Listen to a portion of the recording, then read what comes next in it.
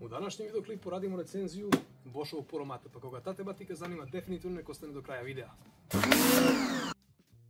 Pozdrav ljudi još jednom, u ovom delu klipa bavimo se otkutijavanjem samog Puromata. I dok nisam krenuo da unboxujem sve to, da vam pokažem odmah na početku sve karakteristike i značajne stvari ovog Puromata, dakle verujem da to većinu zanima. Imate sliku na ekranu, bolje nego da vam ja to čitam posebno. Gore dobijamo kesicu sa filterom za vodu, koji je ujedno i priključak za crevo, kao i ove dizne, koje su rotirajuće na rotirajućem principu rade.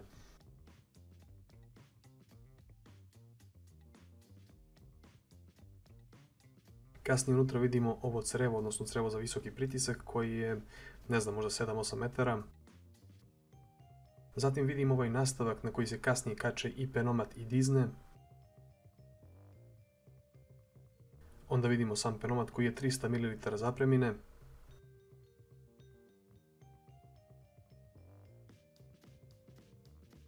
Zatim vadim ceo Puromat iz kutije. I prvo što radim, skidam kartone koji su zaglavljeni između ovih točkića da se ne bi okretali, jeli. Onda sklanjam ovaj kabel koji je dužine, čini mi se, 7 metara i vidim kako se kači ova ručka kojom kasnije vučemo sam Puromat. Inače, ručka može da bude dosta visoka i jednostavan je princip na koji se sve spaja.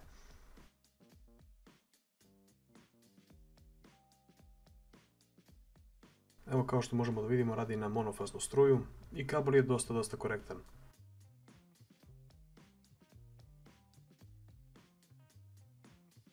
Pomoću ovog šrafa možemo da fiksiramo visinu ove ručice i kasnije da vozimo sam Puromat, jeli.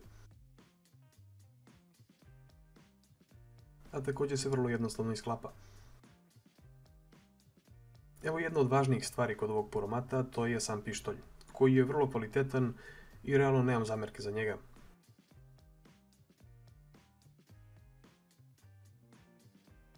Ovaj nastavak u početku može biti malo nezgodan da se stavi, ali u suštini samo se gurne u ovaj svoj žleb i zaokrene na jednu stranu.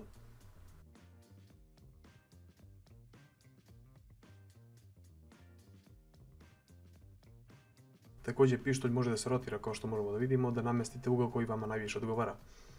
Vrlo lako se iskida, dakle samo povučete unazad i okrenete na suprotnu stranu. I onda kačimo ove dizne, koje također imaju svoj žleb kako upadaju, međutim ja sam tu testirao, nisam znao kako se radi, ne morate da pritisnete ovo crveno dugme. Upada to bez problema. I evo, kao što vidimo, princip je da rotiramo ove dizne i tako menjamo modove. E sad, spremamo Puromat za test. Dakle, prvo prikačujemo filter za vodu gdje priključujemo kasnije dovod vode. To može samo rukom da se stegne, neće da curi. Onda pozadi imamo mjesto za priključak ovog creva za visoki pritisak. I nisam raspertlao crevo, čisto da bi testirali kako se to priključuje.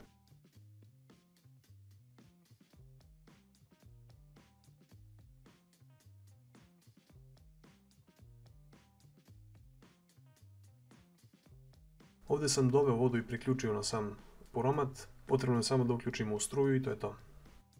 I evo ga prvi test, dakle već je pao mrak kao što možemo da vidimo i nisam nešto mnogo testirao, čisto sam želeo da vidim kakav je pritisak, kakav je osjećaj s ovim Puromatom, a u nastavku klipa sledi zapravo pravi test. A sad čisto testiram modove. Dakle, imamo ovaj koji je za pranje betona, imamo ovaj za mlaz za pranje automobila i imamo ovaj koji je bukvalno samo pritisak u jednu tačku. Ali sve ćemo tu u nastavku da vidimo malo bolje.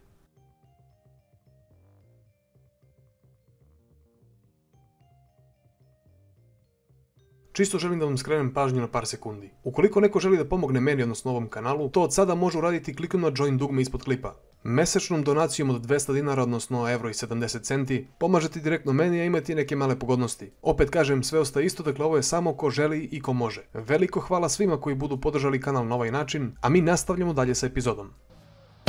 Sad ćemo zapravo da ga testiramo. Inače, izvinjavam se, neki komšija seče drva, verovatno, tako da verovatno će se čuti malo dok pričam, ali šta da radim. Ko što vidite, on je malo izmazan već jer sam ga ja testirao, međutim nisam mogao lepo da snimim jer mi je bilo kratko crevo, pa sam to nekako jedva pravo auto sa tim. Tako da sad sam kupio 20 metara creva, kupio sam i Sonaxovu aktivnu penu, trebalo bi da malo bolje opere auto. iz razloga da sam ja probao sa šamponom da pravim penu, što napravi penu, ali nije to to. Tako da sad sam kupio, dakle, i aktivnu penu, i novo crevo, i nove ove spojke, tako da trebalo bi sve da ide kao podmazano. Pa ajde da otpakujemo crevo, da napravimo razmeru za ovu penu, mada prvo ćemo naklasimo auto, da povežemo sve i da vidimo kako se ponaša ovaj puromat. Pažljivo ovo da isečem da ne oštetim crevo slučajno.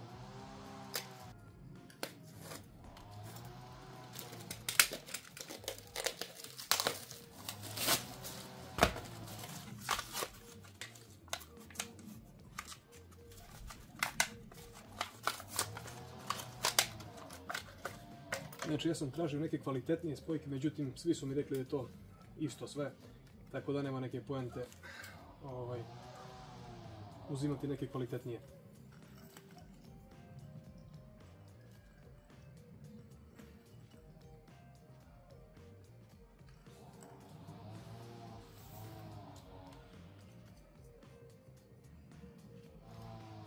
Dakle, ovaj deo creva ide u puromat. A ovaj ću da razvijem do česme i da namestim tamo spojku i da priključim na slavinu. Evo što se desi kad ne razmišljate mnogo. Dakle, ja sam priključio crevo, priključio na slavinu, pustio vodu i kao što vidimo ovdje gdje treba da izađe, dakle, ovo crevo za visoki pritisak, tu je krenulo da izbacuje vodu. Tako da prvo ovo crno crevo, pa tek onda voda. Uzet ćemo kabel koji je, čini mi se, 6 ili 7 metara dužine. Ja ovdje imam priključnicu, tako da nije strašno, ne treba im produžni.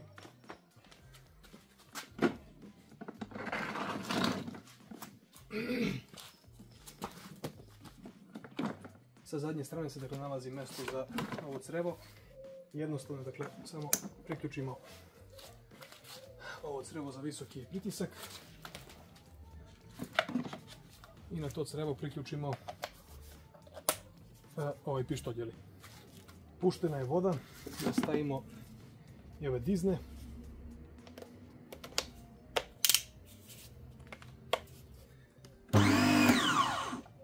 Upalimo ovaj puromat i evo ga, imamo pritisak. U suštini to je to, dakle sve je priključeno, dizna je izabrana na ovaj mlaz da pušta. Tako da krećemo sa prvim pranjem, dakle samo ćemo malo da skinemo prljavštinu da bi posle naneli ovu aktivnu penu.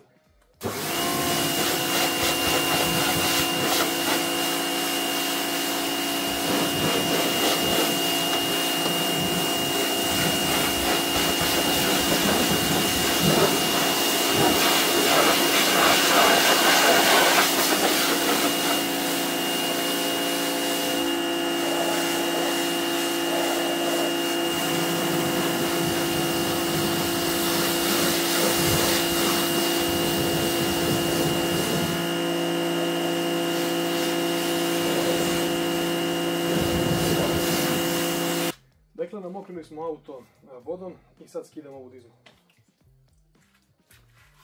Mi ćemo da stavimo ovdje. I u ovom malom penomatu bi trebalo napravimo razmjeru sa sonoksovim sredstvom. Na sajtu zvanično piše da se ovo meša 1:100, dakle razmjera. Ovaj penomat skuplja 300 ml tečnosti, skuplja on i više, ali dotle je naznačeno, što znači da bi ja trebalo da stavim 297 ml vode i samo 3 ml ovog sredstva. Po meni to nema šanse. Dakle, ovdje ima 1000 ml sredstva, ja ću da sipam po 20 ml po pranju, to mu dođe oko 50 pranja sa jednom bocom. Imate jaču penu, dakle bolje skida prljavština, a realno 50 pranja je dosta. A ovako jedno sredstvo košta oko, pa skoro 2000 dinara. Tako da idem ja da napravim rastvor, pa se vidimo za koji minut. To je to.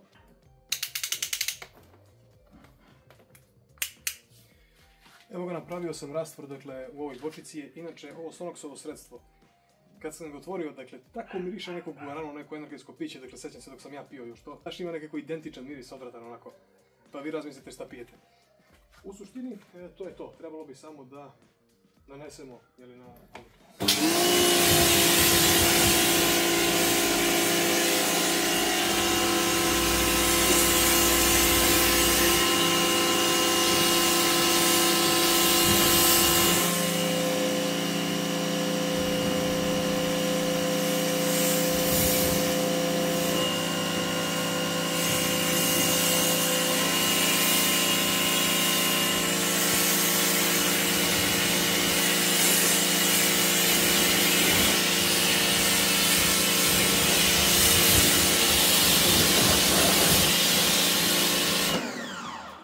više nema ovog sredstva, krenula je voda, tako da skidam ovo.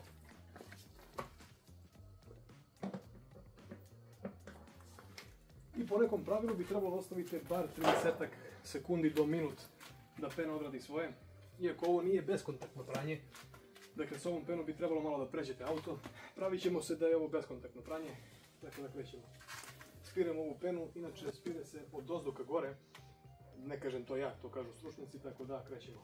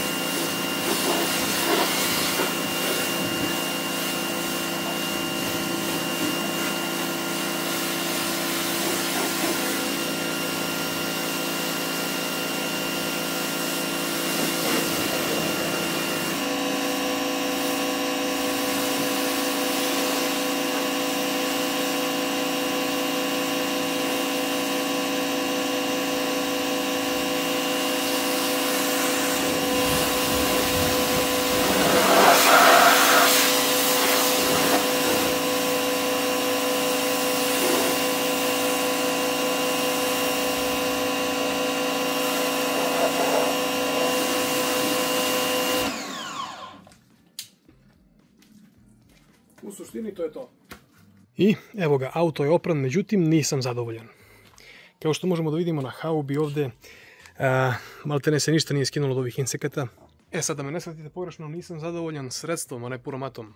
Puromat dakle zaista ima jak pritisak, sve to skida bez problema. Međutim, samo sredstvo izgleda nije dovoljno jako da skine ove prljavštine. Što u suštini jeste, dakle ovo nije za beskontaktno pranje, već morate da trljate auto. Ali ako imate neku preporuku, slobodno napišite dakle neko sredstvo za beskontaktno pranje, dakle da Steindot stoji i da skine makar 80-90% prljavština.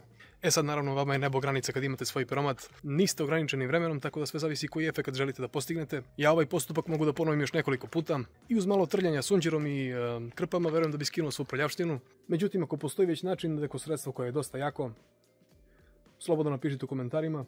Dakle, da skine, opet kažem, 80-90% prljavština, odnosno ovih insekata i tako dalje, ja bih bio zadovoljan. Tako da u suštini, to je to, ja sam pobrisao malo stakla čisto da ne ostaje kamenac. Evo ga sam puromat.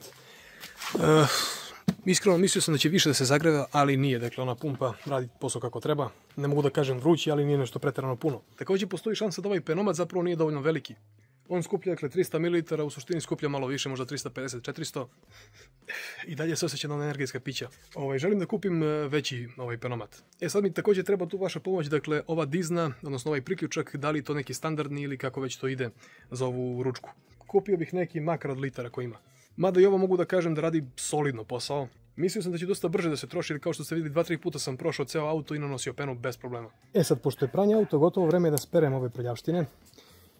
Ovo je neki mod na Disney koji bukvalno ima neku rotacionu diznu. Ima ogroman pritisak, tako da spire bukvalno kida beton kad krenete sa njim. Tako da ću malo da očistim ovaj beton oko auta, jer na ovo mjesto dolazi uskoro drugi auto koji također moram da perem. Da krenimo.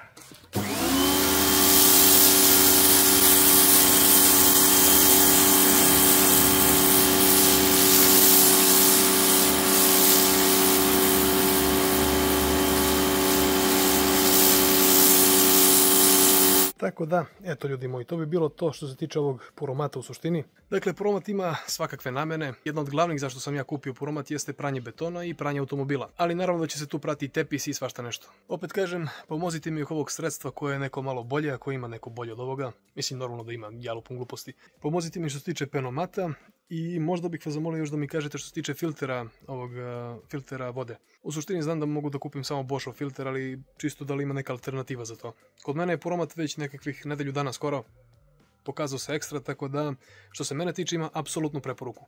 Ne dobijete nešto pretjerano tih gadgeta okolo kao što se dobija tipa ona četka za pranje felni i tako dalje. Dobijete samo penomat, malte ne, ali u suštini to je dovoljno. Tako da eto, to bi bilo to, a mi se vidimo u nekom narednom klipu, recenziji i tako dalje. Veliki pozdrav!